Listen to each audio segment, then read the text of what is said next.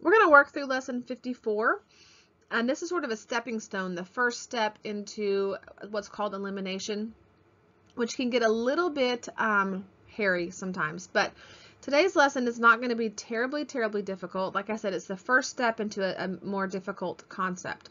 We're going to be solving linear systems, or systems of linear equations is another way that it's worded. And basically what a linear system is it's two equations of lines. So you have y equals mx plus b, or different forms of that equation, and they're going to be connected. And basically when we solve systems of linear equations or linear systems, what you're doing is you are finding the point at which those two lines intersect. So we're going to use a method called subtracting today. I mean, we all know what subtraction is, but there's several methods with which you can use to solve linear systems.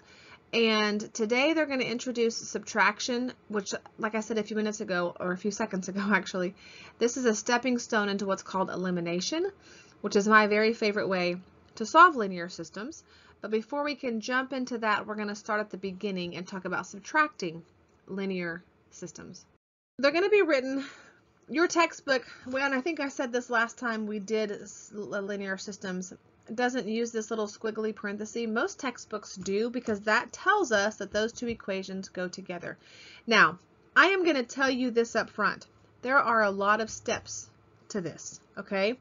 I actually have this typed up instead of handwriting it because I could not fit it all on one slide.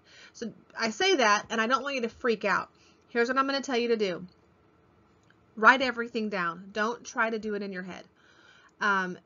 And then write it neatly. I have kids who like sort of put things all over the paper, and then you do a second problem and then you get lost, and I'm telling you it's going to be easier if you work neatly, and you're going to have to write it down. And do not get bogged down in all of these steps. Just do one thing at a time.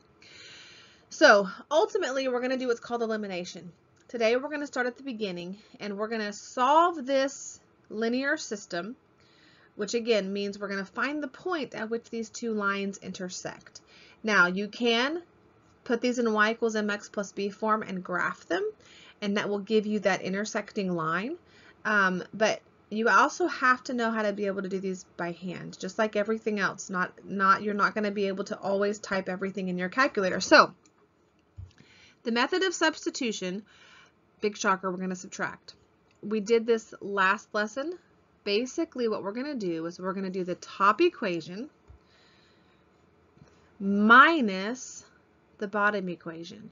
And remember last lesson, if I subtract this, then that means this has to change signs, this has to change signs, and this has to change signs. So my understood plus 3x is going to become minus 3x. My understood plus y is going to become minus y. My minus 2 is going to become plus 2. And then, of course, a 0 never changes signs. So we're going to subtract that. But when we subtract, what that means is, I better put this very specific word in here. That means we need to change all signs. And my handwriting is worse than normal. I sliced my thumb open, and so now it's harder to use this pen. So you're going to change all signs of the bottom equation. We're going to subtract the two equations.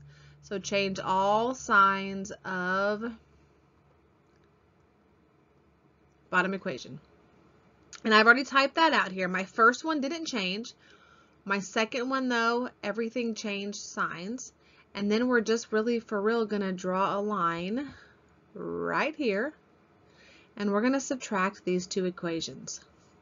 And I've already done it because, like I told you a second ago, I can't handwrite all this on here. It won't fit. Negative 3x minus 3x, negative 6x. Here's the thing.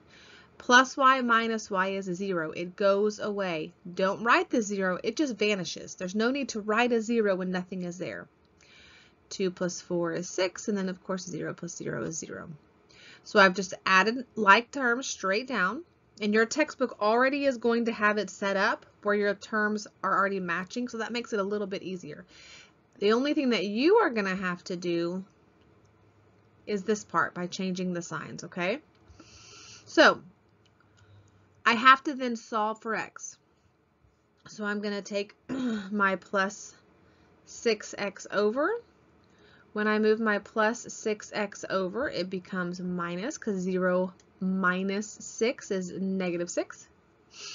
Now I need to move this negative 6 over. When I do that, because I'm multiplying on the left, I'm going to divide by the right, which gives me x equals 1.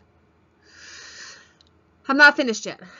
Okay, so the first thing I did was subtract, and in order to do that, I have to change all the signs. Then, so step 1. Step 2, solve for the variable. Sometimes it'll be x, sometimes it'll be y.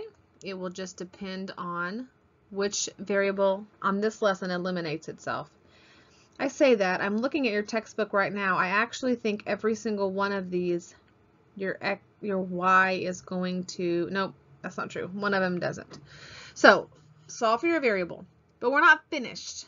Okay, because the third step, and this is where people get bogged down, but this is actually the easiest part. We have to plug, here's the thing, we're solving for a point, remember, and a point has an x value and a y value. So now we're going to plug that variable, not even back in, we're going to plug that variable in and solve, this is my and sign, for the other variable. We have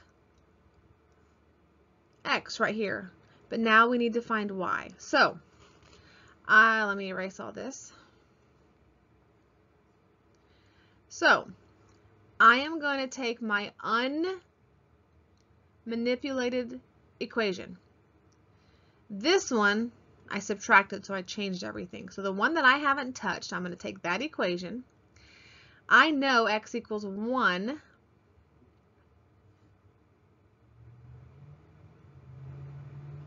And so, sorry, I got myself confused. I am going to plug my, here's my problem. This is negative 3. This is positive 1. That's why my brain shut down as I was talking. I am going to plug my value for x in right here. X is 1. So I have negative 3 times 1. 3x means 3 times x, plus y plus 4 equals 0. And then this is just me solving it. So negative 3 times a positive 1 is negative 3. I add my like terms. Negative 3 plus 4 is positive 1.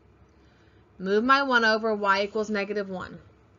Let me clean all this up so those of you who are kind of processing with me can see what I've done. I substituted my x in, and then I'm just following order of operations to solve for y. I multiplied, then I combined like terms, and I moved it over. So now I have x equals 1, y equals negative 1. I'm going to put my answer in the form of a point, an x and y coordinate, because remember, we're solving for the point of intersection of these two lines. So x is 1, y is negative 1. Remember, it's always x, y. And this is the way my answer needs to be formatted. This and this are technically correct, but it's not the right format. And like I've said 100 bajillion times, for me, it's fine.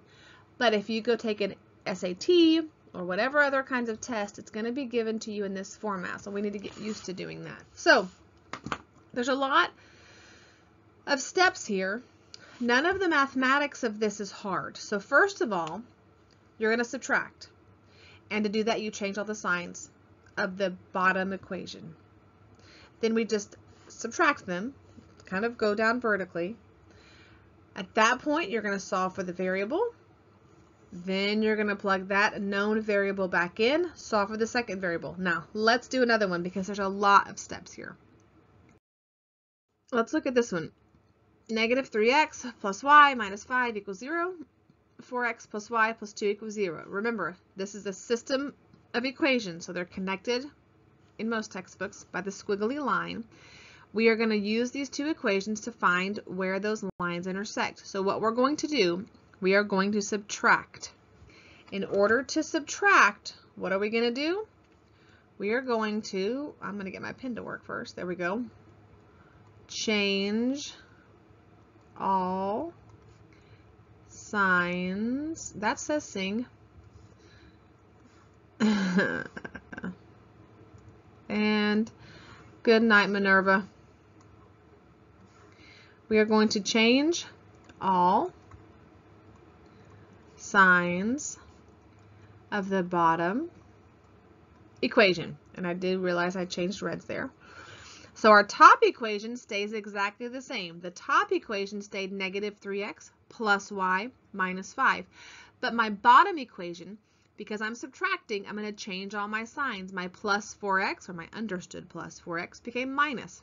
My plus y became minus. My plus 2 became minus. So I've changed all the signs in my bottom equation. Then I'm going to just add straight down, because these are like terms.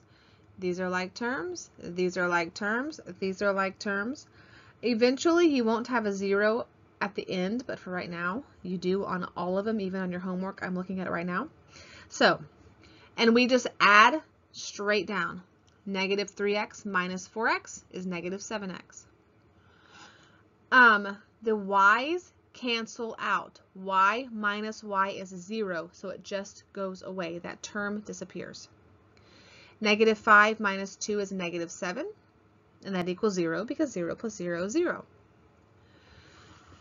Now my next step is to solve for x. So my first step was to subtract. My second step is to solve for x. To do that, I'm going to move my minus 7 over. It's going to become plus 7. Now I'm going to move my negative 7 over, and because I'm multiplying it on the left side, I'm going to divide it on the right side, which means x equals negative 1. So none of that math is hard. There's just a lot of steps here. Now my third step is to plug that value in and solve for y. I am going to use the top equation. I'm going to use the equation that I didn't manipulate in any way, shape, or form. So I have negative 3 times negative 1. Let me kind of just draw an arrow here to make sure you see what I've done. If I can get my, here we go. X is negative 1. So I've plugged that in right here. Negative 3 times negative 1 plus y minus 5 equals 0. And now I just solve. I'm going to solve this just like I would if I was solving for x. I'm going to multiply my negative 3 times my negative 1, which gives me positive 3. And I'm not using anything else. I'm going to write it down. Write everything down. Now I'm going to add any like terms. Well, in this case, I have 3 minus 5, which is negative 2. So negative 2 plus y equals 0. Now I'm going to move my negative 2 over, but I'm going to move that minus 2 over, so y equals 2. Now remember, that is the correct answer.